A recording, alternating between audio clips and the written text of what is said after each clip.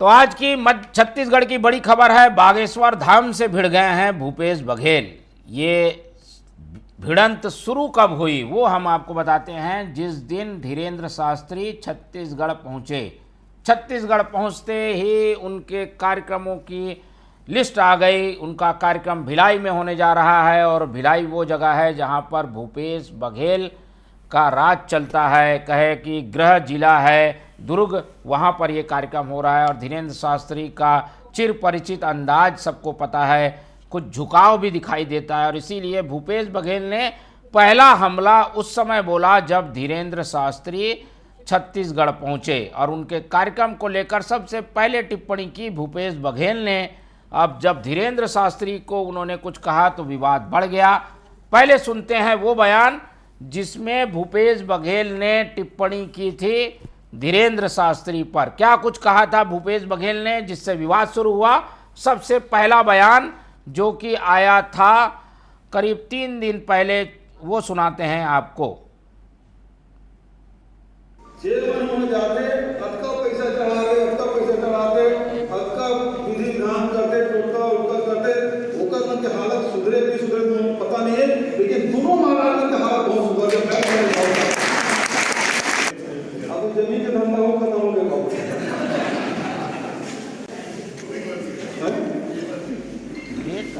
खरीदे थे 13 लाख के जमीन 32 लाख के रजिस्ट्री कौन खरीदी? ओपी साहब ने टोपी पहना ये स्थिति है। हमारा स्वास्थ्य का तो जब तक तो क्या कुछ कहा है भूपेश बघेल ने, कुछ स्पष्ट समझ नहीं आया, इसलिए हम आपको फिर से सुनाएंगे ये बयान और आवाज़ को थोड़ी ठीक करके आपको सुनाने की कोशिश करेंगे। लेकिन इस बयान में कहा गया है कि ज़मीन का धंधा फ़ायदेमंद नहीं है, बाबा बन जाओ बहुत कमाओगे।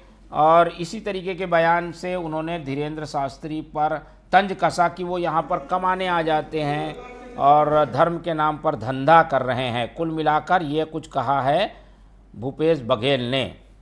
स्पष्ट रूप से आपको सुनाते हैं आवाज़ सही करके। सुनाओ।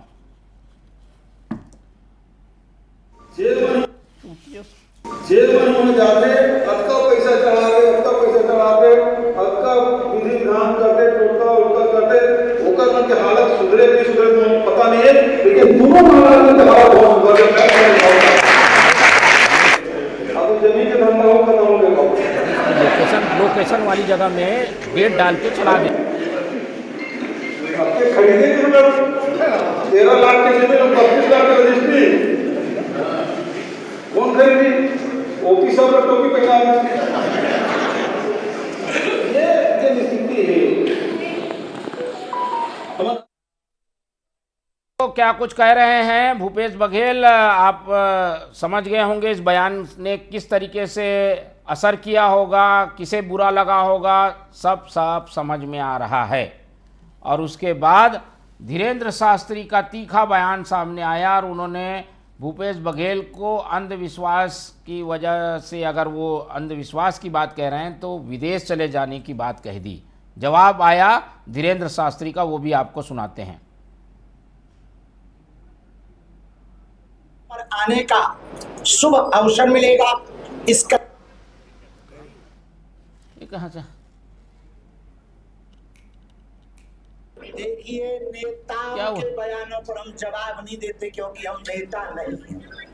अरे तुम बात जरूर कहना चाहेंगे कि हिंदू जोड़ना, हनुमान जी की भक्ति का प्रचार करना, राष्ट्रवाद के प्रति जगाना यदि अंधविश्वास है तो जिन्हें ये अंधविश्वास लगता है उन्हें देश छोड़ देना चाहिए। ठीक है, फिर से आपको सुनाते हैं धीरेन्द्र शास्त्री ने क्या कुछ कहा है। देखिए, नेताओं के बयानों पर हम जवाब नहीं देते क्योंकि हम नेता नहीं हैं। पर फिर भी हम एक बात जरूर कहना चाहेंगे कि हिंदू जोड़ना, हनुमान जी की भक्ति का प्रचार करना, राष्ट्रवाद के प्रति जगाना यदि अंधविश्वास है तो जिन्हें ये अंधविश्वास लगता है उन्हें देश छोड़ देना चाहिए। तो ये धीरेन्द्र शास्त्री का वो बयान जिसने तन बदन में आग लगा दी भूपेश बघेल की। वो तलमला गए जब उन्हें विदेश चले जाने की सलाह दे दी धीरेन्द्र शास्त्री ने, और यहीं से शुरू हुआ भूपेश बघेल वर्सेस धीरेन्द्र शास्त्री का वो बयान युद्ध जो कि अब दिखाई दे रहा है, क्योंकि इस बयान के बाद इतनी तल्खी से भूपेश बघेल ने आज तक किसी धर्मगुरु को कुछ नहीं कहा था, वो कहते हुए दिखाई दिए हैं भूपेश बघेल। क्या कुछ कह रहे हैं इसके बाद भूपेश बघेल, वो आपको सुनाते हैं। महात्माओं की ये छत्तीसगढ़ है, यहाँ कबीर जी गुरु घासीदास जी की वाणी गूंजती है संत महात्माओं की, और उस हिसाब से यहाँ छत्तीसगढ़ के लोग शांत प्रिय हैं। ये शांति की टापू है। दूसरे प्रदेश में जाके बोल के बताएं भूपेश बघेल को विदेश चल देना चाहिए, ये धीरेन्द्र शास्त्री शब्द है ना। और क्या यही संत महात्मा के शब्द होते हैं? ऐसे ही होते हैं संत। हनुमान जी, अरे उसका जन्म नहीं हुआ था तब से हम हनुमान चालीसा पढ़ रहे हैं। कल का बच्चा है, क्या उम्र है उसकी? है मेरा बेटा भी उससे बहुत 10 साल 12 साल बड़ा है, उसके बाप भी शायद मेरे उम्र से छोटे होंगे। वो मुझे हनुमान चालीसा के बारे में बताएंगे। उसका जन्म नहीं हुआ था तब से हम हनुमान चालीसा हनुमान बाण पढ़ रहे हैं। वो हमको सिखाएंगे सनातन धर्म क्या है। मेरे ससुराल में 5 साधु हैं, इसके जगह ढोंगी नहीं है। स्वामी आत्मा निखिलात्मानंद सारे संत महात्मा हुए मेरे परिवार में।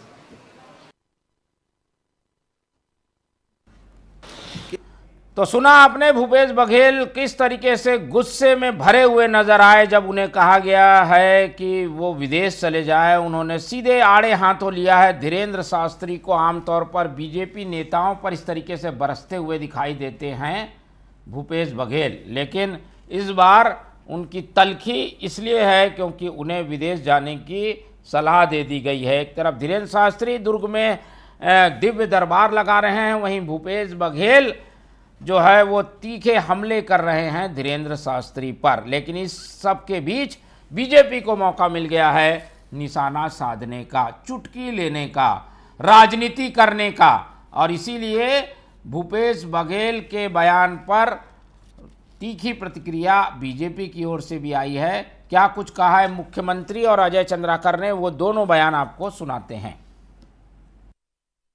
अब देखिए, हमारा ये देश ऋषि मुनियों का देश है प्राचीन समय से ही, और ऋषि मुनियों का सम्मान होते आया है। और आज अगर बागेश्वर धाम के पीठाधीश्वर को अगर वो बीजेपी के एजेंट कह रहे हैं तो ये सनातन का अपमान है और बागेश्वर धाम का अपमान है। निश्चित रूप से इसका निर्णय जनता करेगी। भूपेश बघेल जी हनुमान चालीसा पढ़ते होंगे, वो ठीक है, लेकिन खड़े तो वो किसके साथ है? कुंभकर्ण के साथ। खड़े तो वो रावण के साथ हैं, खड़े तो वो खरदूषण के साथ है, खड़े तो वो बालिक साथ है। तो हनुमान चालीसा का प्रभाव उसके साथ कहाँ है जीवन में?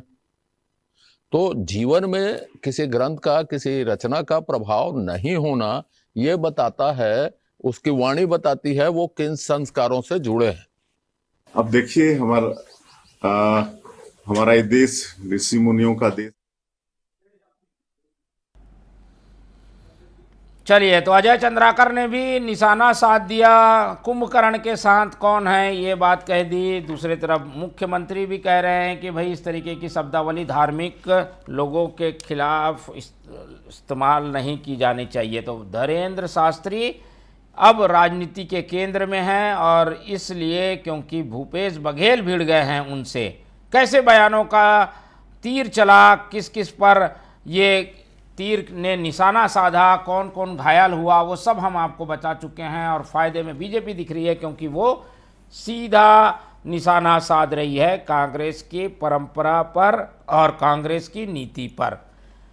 इस पूरे मसले पर पॉलिटिकल रूप से क्या इम्फेक्ट पड़ा है, क्या राजनीति इससे हलचल हुई है, जानने के लिए रुख कर लेते हैं हमारे संवाददाता प्रियांशु कश्यप का।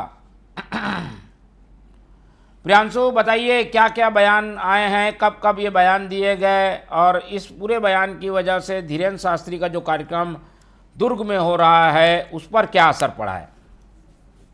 बिल्कुल, देखिए, पंडित धीरेन्द्र कृष्ण शास्त्री के बयान के बाद और भूपेश बघेल के जिस तरीके से बयान आए उसके बाद छत्तीसगढ़ की सियासत में लगातार जो है पक्ष विपक्ष दोनों ओर से लगातार इस मामले पर बयान सामने आया। क्योंकि बीते दिनों पूर्व मुख्यमंत्री भूपेश बघेल ने कहा था कि जो कथावाचक हैं वो अंधविश्वास फैलाने का काम करते हैं तमाम तरीके से, और इसके बाद पंडित धीरेन्द्र कृष्ण शास्त्री का बयान आया कि अगर उन्हें ऐसा लगता है कि देश और राष्ट्र को जोड़ने वाले व्यक्ति अंधविश्वास फैला रहे हैं तो भूपेश बघेल को देश छोड़ देना चाहिए। इसके बाद भूपेश बघेल की जो जिस तरीके से तल्ख बयान सामने आया है कि उनका जो गुस्सा निकलकर सामने आया, उसके बाद फिर अब बीजेपी का बयान सामने आया। बीजेपी ने ये कहा कि भूपेश बघेल भले हनुमान चालीसा पढ़ते हो लेकिन वो रावण और कुंभकर्ण के साथ खड़े हैं। तो ये कहीं ना कहीं इशारा कर रहे हैं और राजनीतिक बयानबाजी जिस ओर जारी है ये संभावना और है कि इस पर सियासत और गरमाएगी। क्योंकि जिस तरीके से साधु संतों पर जिस तरीके से बयान हुए और उसके बाद अब ये बीजेपी कांग्रेस और राजनीतिक मुद्दा